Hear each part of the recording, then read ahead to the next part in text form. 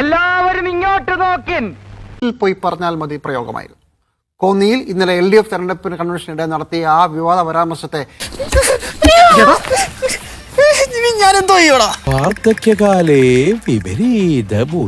പൊതുയോഗത്തിനിടെ കാണിക്കേണ്ട മര്യാദ പാലിക്കാത്തത് കൊണ്ടാണ് അത്തരത്തിൽ താൻ പ്രതികരിച്ചതെന്നാണ് മുഖ്യമന്ത്രിയുടെ വിശദീകരണം. മുഖ്യമന്ത്രിയുടെ പരാമർശത്തിനെതിരെ രൂക്ഷ വിമർശനവുമായി പ്രതിപക്ഷം രംഗത്തെത്തി.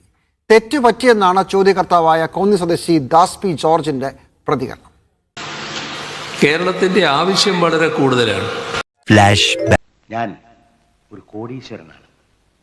ഒരു ദിവസത്തെ എൻ്റെ വരുമാനം എന്ന് പറയുന്നത് വെറും 2,35,000 രൂപ 49 പൈസ.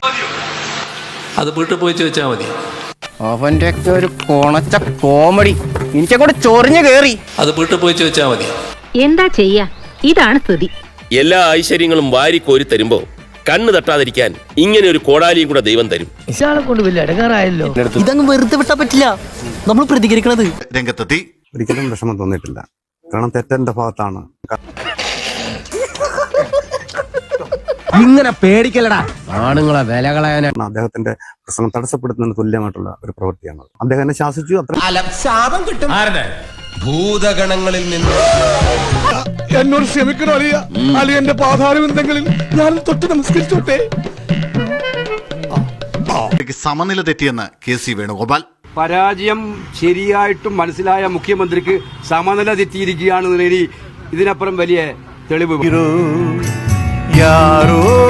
ഞങ്ങൾ ഈ നാട്ടുകാർ എന്ത് ചെയ്യണമെന്ന് പറ. അതിപ്പോ ഞാൻ എന്ത് പറയും?